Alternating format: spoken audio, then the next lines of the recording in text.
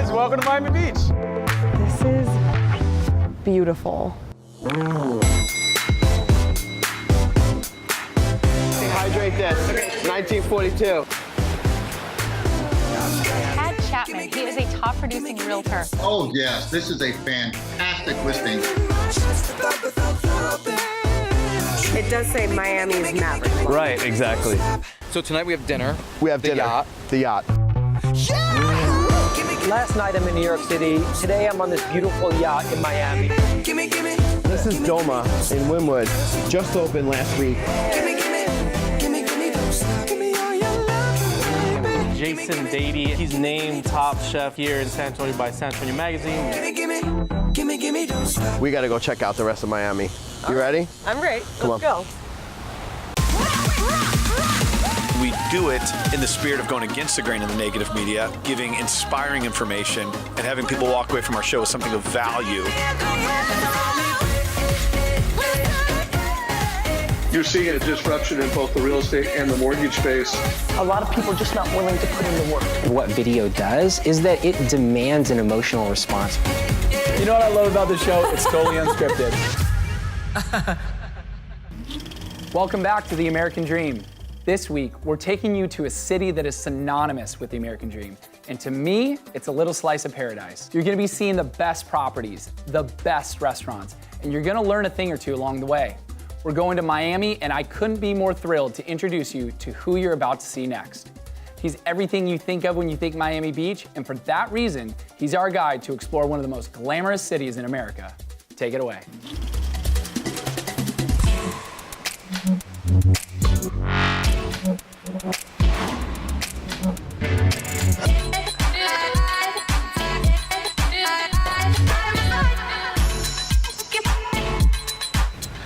Hey, sunshine. Glenn, what's going on? How was your trip? It was amazing. How are you? I'm doing great. Oh, good. Good to see you. How do you like South Point Park? Oh, this is gorgeous. I could stay here all day. All day. What do you mean all day? Why would I leave? We got to get out of here. What am I going to go see? Well, I do want to eat some Cubano sandwiches, and really, I want to know what Miami is like. Well, listen, Golden Girl. They have water in San Diego. We got to go check out the rest of Miami. All You right. ready? I'm ready. Let's go. By the way, that's the Continuum. Okay. And that's the Portofino. So south of 5th, being one of the most wealthiest communities down here. It's got its own zip code, got its own school district. I feel the affluence here. Time. Great restaurants, Smith & Walensky. You got Il Molino. Yep. Just great stuff.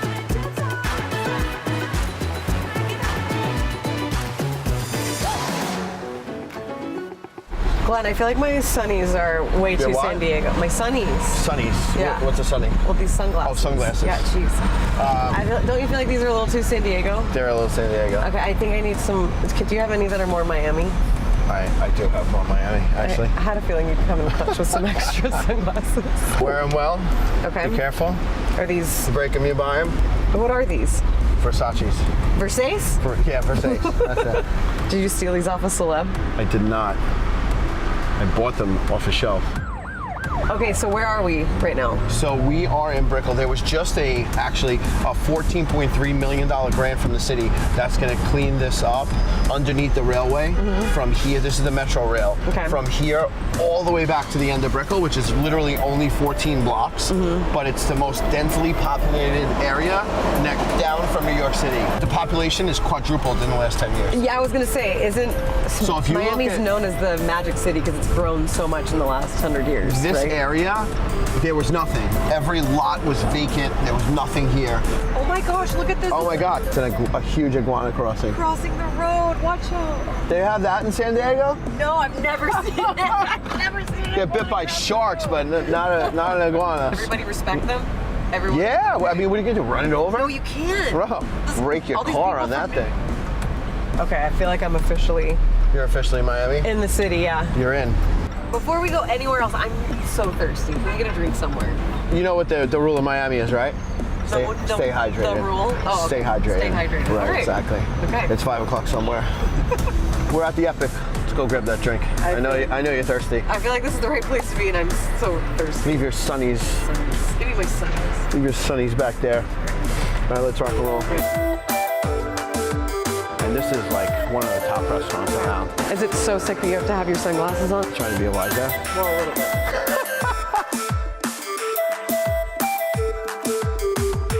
Hydrate this. 1942. So what do you think of Glen Asher, right? Snazzy, fabulous. We are so thrilled to be partnered with such a force in Miami. Up next, we have a special treat. We're gonna check out modern day Miami and blast ourselves into the past and explore a very significant home built by the maverick of Miami, Alfred Browning Parker. Check it out.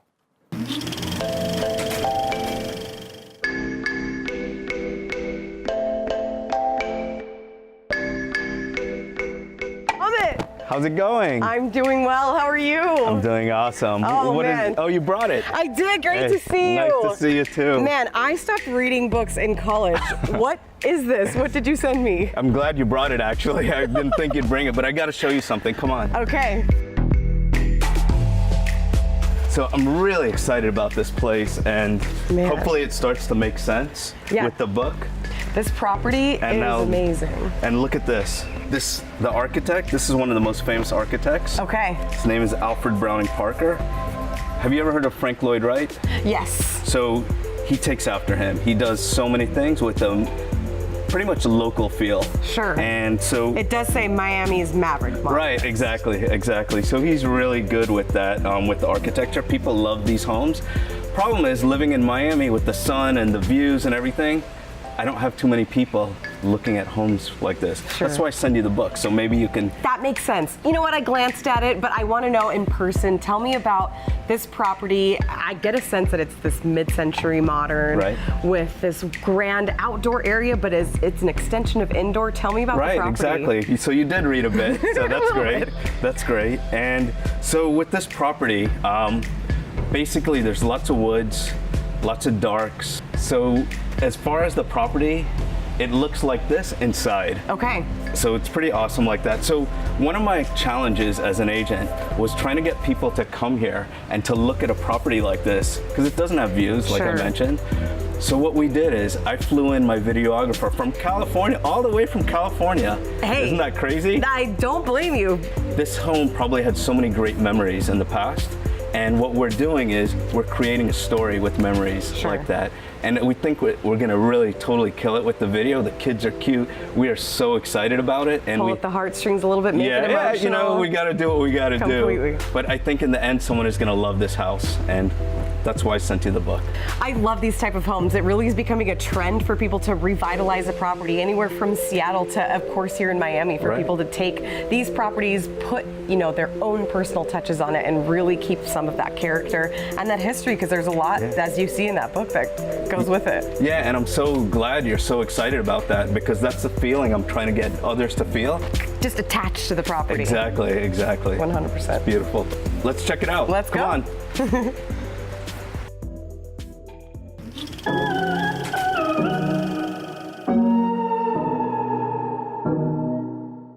Alfred Browning Parker lived from 1916 to 2011, and he was a modernist architect who is one of the best-known post-World War II residential architects. He gained fame for his highly published modern houses in the region around Miami, Florida.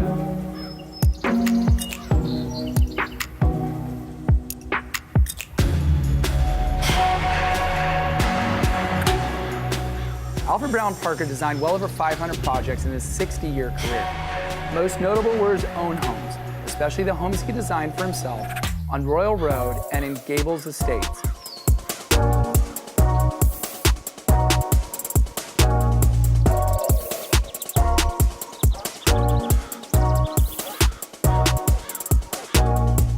In 2008, the University of Florida announced the creation of the Alfred Browning Parker Architecture Archives Endowment to support and strengthen this effort to preserve the architectural history of Florida. You've seen that old? Now you're gonna check out that new-new. People don't say new-new. It doesn't sound right. Hit it. You know they're out there, don't you?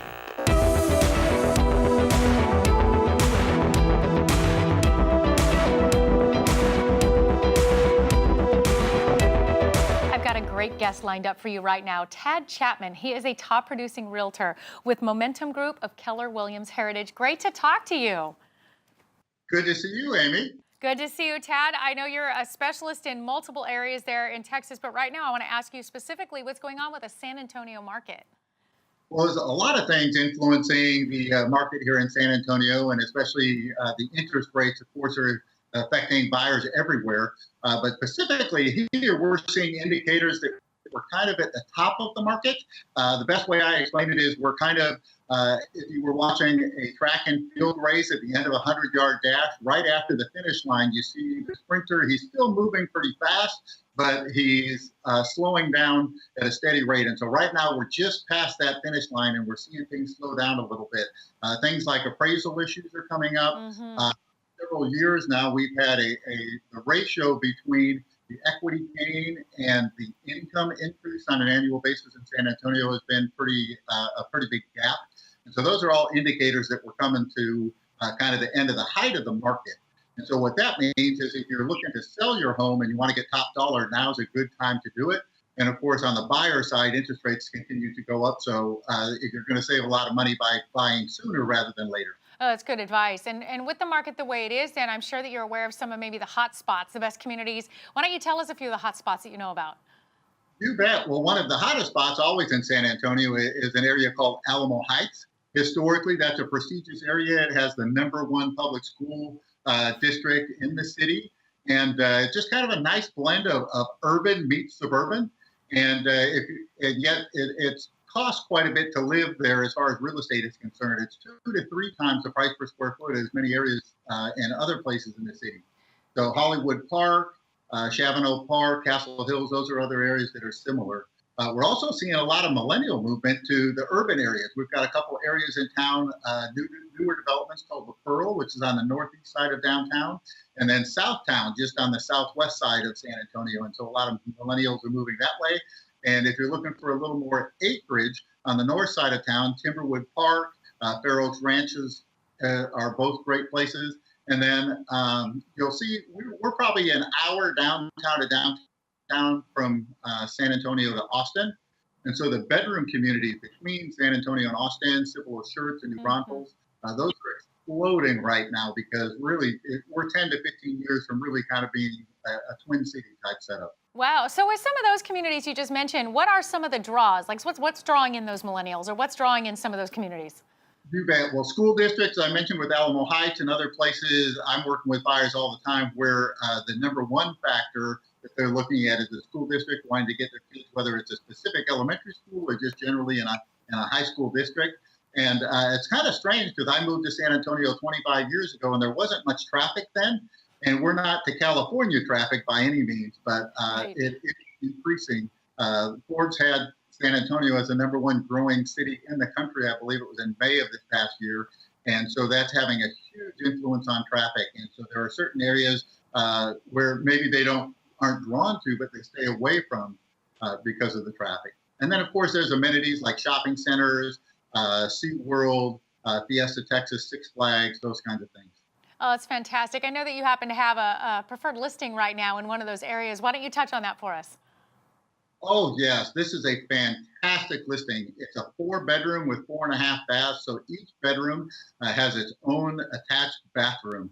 But the best thing is it's a short commute from downtown, but it's just far enough away, about 20 miles outside of downtown. So it's on 5 acres. Wow. So tons of privacy, gorgeous views. And it's got a detached guest house as well. I work with a lot of buyers that are looking for that place for their parents to come stay or with the guests. And so it's got a detached guest house, which is fabulous. Oh, that just sounds amazing. You sound like such an incredible expert. I hope that our viewers see that you definitely know your way around those communities and to reach out. Thanks for bringing all this great information into us today.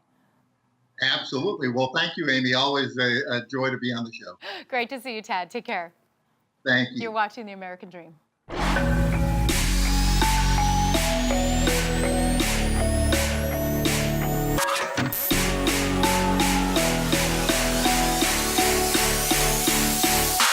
This is Doma in Wynwood. Just opened last week. Really hot spot.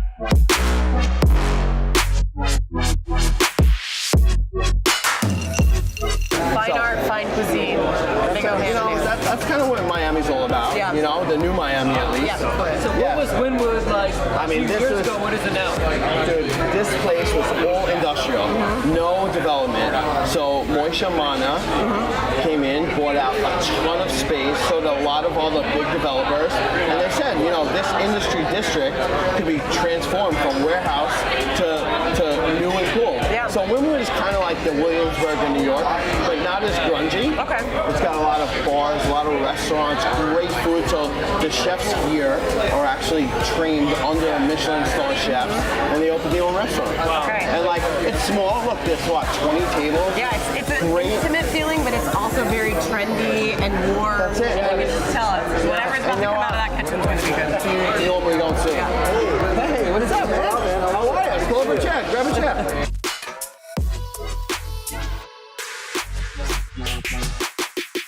We're here to experience Miami. He's brought us to the best restaurant in town. So I told him he's smart man. Because people can get more than just a restaurant. They can walk outside, they go in the gallery. I know a friend of mine, I think it's a mutual friend, went to the gallery and spent a lot of money and got some beautiful artwork, How right? much is one of the pieces in there? Actually, this artist is Rena, who's a French artist. But you change it, right? They change it every 3 weeks. They change the insulation. Actually, the front of the building changes as well with it. Oh, really? Wow. So That's they pretty cool. repaint the private property in front. You know, Wynwood is totally different than any other neighborhood in Miami. It It's feels really like it. artsy. Yes. You know, you got the Wynwood walls, you have a ton of restaurants, Yeah. you got great food. It's got a lot of character. Just everybody tries something different. Yeah. And that was what the inspiration behind this project. Because we're next to the railroad track, Right. the Florida East Coast Railroad. The project is actually called the Wynwood Track. You know, moving to New York with a big business, came here, left it there, go back once in a while, went back and forth, and decided this is a better quality of life. That's it, yeah. Right? You know, Life is what it's if you could do it here and make it here and have your business here, life is great.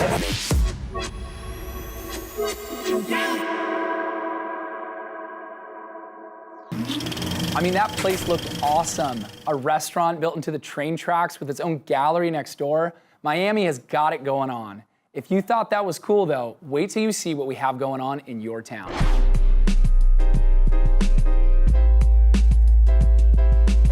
Welcome to the San Antonio Riverwalk. We're at Tre Trattoria. Brief history, in 1824, this was the original Lone Star Brewery. Around 1921 through 25, Prohibition happened, so it became a cotton mill. And then 70s, 80s, and 90s, it became what we know today as the San Antonio Museum of Art. Then you fast forward to 2018, they've adopted one of the most prolific restaurateurs that San Antonio has ever seen, Mr. Jason Dady. Let's go check out his restaurant and let's go talk to him. We're here with Jason Dady, and if you don't know Jason, you've probably been under a rock in San Antonio, or you don't eat out maybe then. He's been on a bunch of shows, Eat Streets, The Gauntlet. He's named top chef here in San Antonio by San Antonio Magazine, the San Antonio Current. We're in it's a new concept, well, it's not a new concept, but it's a new location of something that San Antonio has loved, which is called Tre Trattoria. Talk about where Tre started, how it came down here, and how the concept is kind of just moved locations, but it still kept the spirit of what you've been doing here in San Antonio. Yeah, we had Trade Broadway and Hildebrand in Alamo Heights for a decade. Sure. And this opportunity came up that, you know, to find this really cool building kind of on the museum reach with such history behind it, it was kind of a no-brainer for us. Sure. And really at the end of the day, you know, 10 years is a long time in the restaurant industry, and sometimes it's great just to kind of refresh things and kind of change it up a little bit. So, because you guys were servicing the Alamo Heights area. You're on pretty much right by the University of the Incarnate Word, and now this building I mean, as much as I love the other location, this building is a different level. I'll talk about the building a little bit and the location and how people can really find it and why it's so awesome. So we're located here at the San Antonio Museum of Art, right on the back side of it, right on the Riverwalk. Sure. It's called the Hops House. So this was the original hop storage of the Lone Star Brewery. So it's got this amazing history. You know, they'd open these doors up top, drop the hops in and store them for the brewery. You know, and at the end of the day, it's easy to find. Sure. We're right, and the nice thing is we're still able to capture our clientele that we built over a decade. Right. But we're also able to capture new guests that might be visiting from out of town and we're coming to the museum because it really is a world-class museum. Yeah. And that's something that's very important for us to be a part of. And so you're catering to the museum, and they have events and galas, and I got married there, so weddings there. But talk about the actual portion of the Riverwalk that you're occupying or utilizing, for a better word, and how it's different but perfect at the same time, and the location and why it's so cool. Well, I think the nice thing is when, most of the time when you're thinking San Antonio Riverwalk, you're thinking downtown. Right. Right, and now you have obviously the emergence of the Pearl, and the river reach that goes from downtown all the way up to the Pearl. So we're kind of right in the middle, which is great because we get the best of both worlds. Definitely. And it's unbelievable foot traffic. It's beautiful out there. It's calm. It's a nice breeze. For me, it's a great place to just come have a breakfast meeting and sit out there and kind of relax with a cup of coffee and let the birds chirp and have a nice relaxing morning. Sure. So let's talk about that. So you guys open up at 8 a.m. Right. So it's breakfast, lunch, and dinner 6 days a week. Off on Mondays. Talk about the menu, the inspiration, the cuisine, and what Trade Tutor is all about. So Trade's all about Northern Italian food, for lack of a better term, kind of Tuscan inspired. We started, like you said, in Alamo Heights a decade ago, really because I wanted a good bowl of linguine and clams. Now we make all of our own pastas in-house. We have this great extruder, and it just kind of the menu rotates on the season. So we're in the midst right now of kind of finishing up this summer as it's starting, the weather's about to turn, getting rid of tomatoes and corn and things like that, and bringing in some more braised type of dishes. And at the end of the day, it's about antipasti, good cheese and charcuterie, house-pulled mozzarella, some really cool flatbread pizzas, and then obviously our pasta program. I love it. So I know you have Shuck Shack, you have Range, you have Two Bros Barbecue.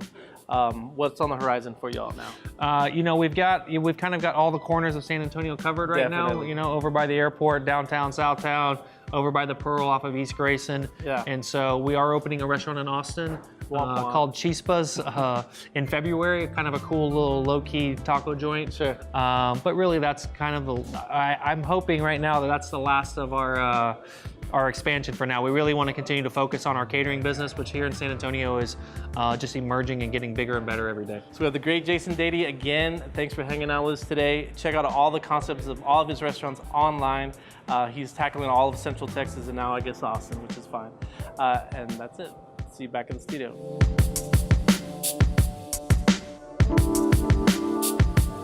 Life-changing moments are sometimes paying attention when you have a minute to hear from one of the greatest. And right now we are bringing you one of the greatest, David Meltzer. He is an entrepreneur, speaker, complete game changer in mindset. He is an author. He's incredible. I want to start right off with people who have limiting beliefs. And this is such a big topic. We could sit here for an hour, but let's just hone it right in. Limiting beliefs. It's amazing how many people think, say, and do the right things, but they limit what they believe. And even worse, they're not aware of their unconscious competency, which has a duality. One is the energetic attraction. So many people do all these right things and then they attract the exact same thing in their lives, and they do that energetically and they're not aware of it. And then secondly, genetically, we have personality traits, characteristics, obsessions, all types of things that we've inherited from usually 4 generations down, and we're not aware of the effect of that. And so what happens is we go into situations, whether it's our profession, our relationships, our addictions, and we limit ourselves, we limit our power.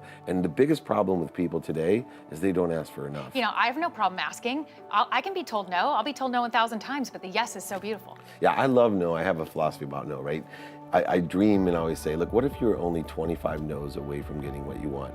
How excited would you be after the first no, the 10th no, and especially the 24th no? But yet, I know your attitude shared with mine. It's like most people hear no, and it's like you were saying earlier, like what you have to do. You look forward to what you have to do. It's not what I have to do, you say. It's what I get to do. You get to do. Same philosophy with no. It's an unexpected opportunity. And sometimes the no's are just as much of a blessing. I am so thankful for so many no's in my life. I don't know about you. And then the yeses that were right, you're like, oh. And we tend to get this stuck position of kind of groveling in the midst of a no or a stuck. How do you tell somebody when you're sitting in that position that you feel like it's stuck and you don't know which way to go? How do you press through? What I'm looking for is the universe to tell me. So I actually take a universal sense of no. If we're involved in a business deal and I'm trying to get an answer from you and you tell me, oh, my son got sick and I can't make it, that's one no. and then maybe my tire breaks when I'm going to see you, that's 2 no. These could be very legitimate reasons. And at that third, here's the interesting thing about the third universal no, is that if something happens for the third time, and for example, we couldn't do this interview 3 straight times, I would call you, Amy, and say, you know what, Amy, this isn't the right way or the perfect time. I'm very interested in doing it, but I have other things I need to do. When you're ready, please let me know. What happens is 50% of the time, there's no resistance, and someone like you says, oh, let's do it right now. And the other 50% of the time, it never happens. And what I've just done is saved all that time, energy, and emotion, allowing the universe to tell me what the guided path is. As a manipulator earlier in my life, someone that could sell you how to be in control, an ego-based life, not a radically humble life, then I actually extracted value by selling, overselling, back-end selling, manipulating, and even lying at times. Instead, I shifted the paradigm of value that says, every morning I wake up, may God put in front of me 10 people I can help. May I provide as much value to my wife and my children as I can, and then my immediate family, then my business, then my community, then my country, and then the world. And every single thing that I do is just based on how much value I can provide, trusting in what we talked about earlier, that I create a void for the universe to fill. And if I'm asking correctly, if I'm in receivership, where things are coming through me for others, more and more things happen that I want to happen in my life. I hope that our viewers watching right now even took 10% of what you just shared, because it's life-changing information that literally could shift everything. And I can't thank you enough for being on the show today, bringing this. I hope that everybody realizes to follow you online, because even watching some of your videos, they're funny, they're informational, it's awesome. They could get nuggets every day that could help change this mindset, because it only takes a little bit of time for something to become a habit. You just got to do it. And you got to do it every day, consistent, right? Absolutely. Thank you for coming on The American Dream today. An honor to meet you. It's a dream to be with you, Amy. Thank you.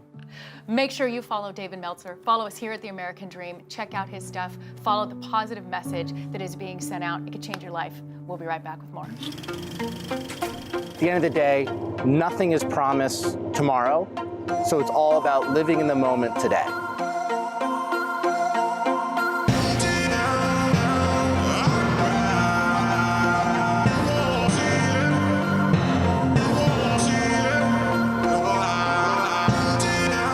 The American dream to me is all about freedom. Here I am, I'm from New York City.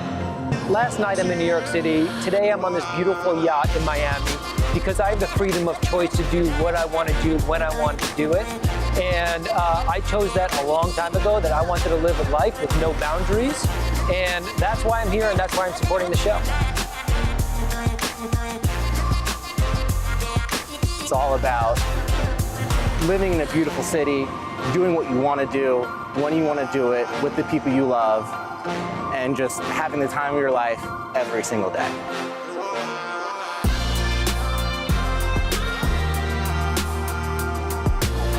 I love the American dream because it's a different angle on getting in touch with some of the real estate, some of the people, some of the communities, and not necessarily just solely based on some sort of a reality TV show and following characters. It's more about what's real in front of you and the subject matter at hand and the community, really, and the surroundings.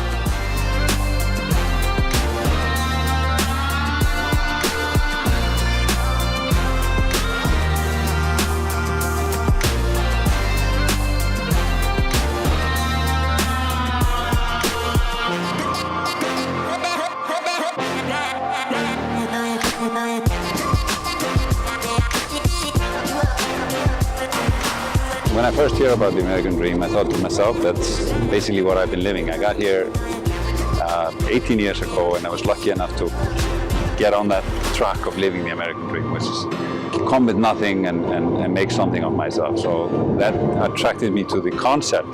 After I learned more about it, I actually understood that it was about, you know, positive message of what you can do and what real estate and other things can mean to people. So yeah, it's all good. Being able to provide the best possible life and legacy for my children and for my family. You know, living a life of ease and comfort, and I think I've persevered and had a lot of tenacity throughout mine in order to create something, and to live here is like a dream.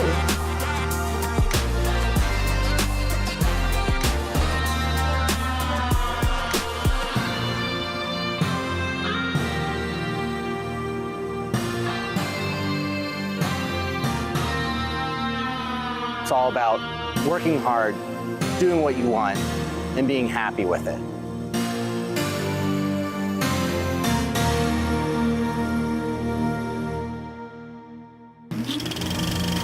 Glen, why didn't you take me on that boat, buddy? I've got my white blazer.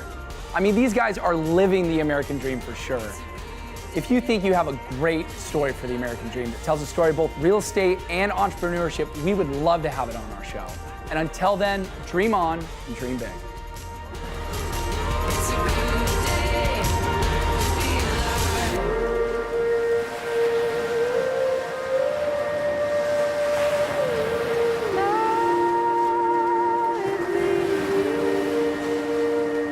Okay.